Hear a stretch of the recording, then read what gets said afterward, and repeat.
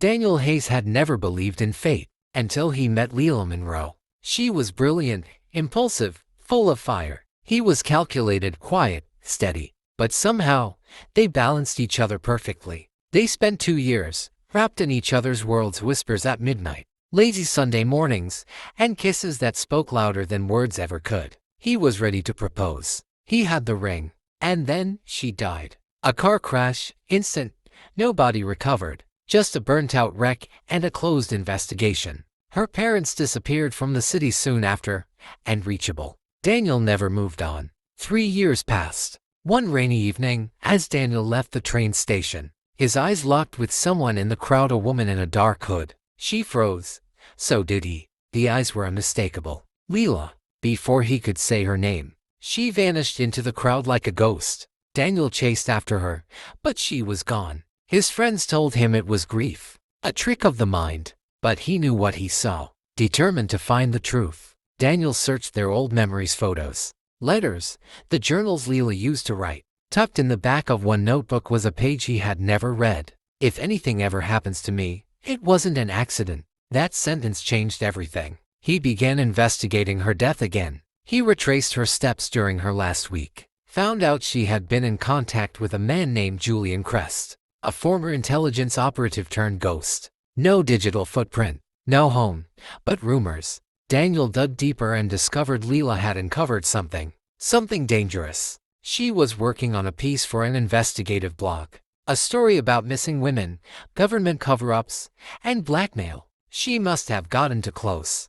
faked her death to survive. One evening, Daniel returned to his apartment to find a red silk scarf, Leila's favorite, placed neatly on his bed. No sign of entry, no camera footage, just a note. Stop looking for me. You're in danger. Ignoring the warning, Daniel tracked a pattern in the sightings, all near the same abandoned bookshop they used to visit. He returned one final time and waited. And then, she came.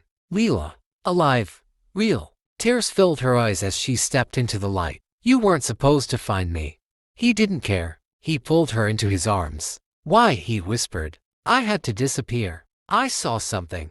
I was being hunted. Staying meant risking your life too. Leila revealed the truth. She had discovered a ring of powerful men exploiting vulnerable women. Her article would have destroyed them. One of them threatened her. Days later, she barely escaped a staged car crash. She faked her death with the help of Julian and had been hiding ever since. But Daniel's digging had put him on their radar now. She had been watching him, protecting him. They had only hours before they'd be found. Together, they fled to a safe house Julian arranged in a remote coastal town. In isolation, the love they had was reignited, but the fear never left. We can't keep running, Daniel said one night, holding her close. Let's expose them. Together. With Leila's files and Daniel's media contacts, they released everything anonymously. The story went viral. Arrests were made. Powerful names were dragged into the light. But they still weren't safe. They would never be able to go back to their old lives.